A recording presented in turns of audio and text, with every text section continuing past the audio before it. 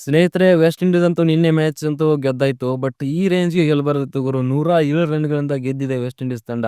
So ಇದರಿಂದ ಭಾರತದ semifinal ಹಾದಿಯನ್ನು ವೆಸ್ಟ್ ಇಂಡೀಸ್ ಇನ್ನಷ್ಟು ಇಂಪಾಸಿಬಲ್ ಆಗಿ ಮಾಡಿಬಿಟ್ಟಿದೆ. ಭಾರತ ಅತಿ ದೊಡ್ಡ ಮಾರ್ಜಿನ್‌ನಿಂದ ಮ್ಯಾಚ್‌ನ ಸೋತ್ಕೊಂತಿದೆ. ಇತ್ತ ನೋಡಿದ್ರೆ ವೆಸ್ಟ್ ಇಂಡೀಸ್ ನಿನ್ನೆ ಮ್ಯಾಚ್‌ನ ಅತಿ ದೊಡ್ಡ ಮಾರ್ಜಿನ್‌ನಿಂದ ಗೆದ್ದು ಟೇಬಲ್ ಅಲ್ಲಿ ಟಾಪರ್ ಆಗಿಬಿಟ್ಟಿದ್ದಾರೆ. ಸೊ ಇವಾಗ ಭಾರತದ ಸೆಮಿಫೈನಲ್ ಲೆಕ್ಕಾಚಾರನ ನೋಡ್ತಾ ಹೋಯ್ತು ಅಂದ್ರೆ ಆಲ್ಮೋಸ್ಟ್ ಭಾರತಕ್ಕೆ ಇವಾಗ ಇಂಪಾಸಿಬಲ್ ಅಂತಾನೆ ಹೇಳ್ಬೋದು ಸೆಮಿಫೈನಲ್ ಹಾದಿ. ಯಾಕಂದ್ರೆ ಭಾರತ ಇವಾಗ ಉಳಿದಿರೋ 2 ಪಂದ್ಯಗಳನ್ನ ದೊಡ್ಡ ಮಾರ್ಜಿನ್ ಇಂದ ಗೆಲ್ಲಬೇಕಾಗುತ್ತೆ. ವೆಸ್ಟ್ ಇಂಡೀಸ್ ಮತ್ತು ಜಿಂಬಾಬ್ವೆ ವಿರುದ್ಧ 2 ತಂಡಗಳ ವಿರುದ್ಧ ದೊಡ್ಡ ಮಾರ್ಜಿನ್ ಇಂದ ಮ್ಯಾಚ್‌ನ ಎನಿ ಕಂಡೀಷನ್ ಗೆಲ್ಲೇಬೇಕು. ಹಾಗೆ ಸೌತ್ ಆಫ್ರಿಕಾ ಉಳಿದಿರೋ 2 ಪಂದ್ಯಗಳನ್ನ ಗೆಲ್ಲೇಬೇಕು.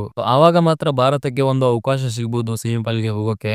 ಬಟ್ ವೆಸ್ಟ್ ಇಂಡೀಸ್ ಆಡ್ತಕ್ಕಂತ ರೀತಿ ನೋಡಿದ್ರೆ ಅವರು ನೆಕ್ಸ್ಟ್ ಮ್ಯಾಚ್ ನಲ್ಲಿ ಸೌತ್ ಆಫ್ರಿಕಾ ವಿರುದ್ಧ ಸೋಲ್ತಾರೆ. ನೋಡ್ತಾ ಇದ್ರೆ ನನಗೆ 2016 ಟಿ20 ವಿಶ್ವಕಪ್ ವೆಸ್ಟ್ ಇಂಡೀಸ್ ತಂಡ ನೆನಪಿಗೆ ಬರ್ತಾ ಇದೆ ಗುರು. ಅವಾಗ್ಲೂ ಕೂಡ ಸೆಮಿಫೈನಲ್ ನಲ್ಲಿ ಭಾರತವನ್ನ ವೆಸ್ಟ್ ಇಂಡೀಸ್ ತಂಡ 192 ರನ್ನ ಟಾರ್ಗೆಟ್ ನ ಚೇಸ್ ಮಾಡಿ ಗೆದ್ದಿತ್ತು. ಇವಾಗಿನ ಟೀಮ್ ಕೂಡ ಅದಕ್ಕಿಂತ ಜಾಸ್ತಿನೇ ಬಲಿಷ್ಠವಾಗಿ ಕಾಣ್ತಾ ಇದೆ.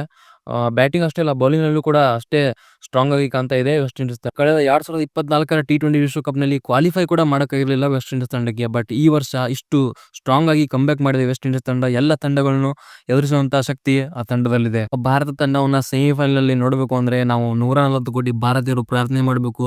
ಸೌತ್ ಆಫ್ರಿಕಾ ಉಳಿದ 2 ಪಂದ್ಯಗಳನ್ನ ಗೆಲ್ಲೇಬೇಕು. ಹಾಗೆ ಭಾರತ ಕೂಡ 2 ಪಂದ್ಯಗಳನ್ನ ಆದಷ್ಟು ದೊಡ್ಡ ಮಾರ್ಜಿನ್ ಇಂದ ಗೆದ್ದು ಸೆಮಿಫೈನಲ್‌ಗೆ ಹೋಗ್ಬೇಕು. ಸೊ ಎಲ್ಲರೂ ಭಾರತ ಸೆಮಿಫೈನಲ್‌ಗೆ ಹೋಗ್ಲಿ ಅಂತ ಬಯಸೋಣ. ಕಮೆಂಟ್ ನಲ್ಲಿ ಇಂಡಿಯಾ ಅಂತ ಹಾಕೋದನ್ನ ಮಾತ್ರ ಮರಿಬೇಡಿ.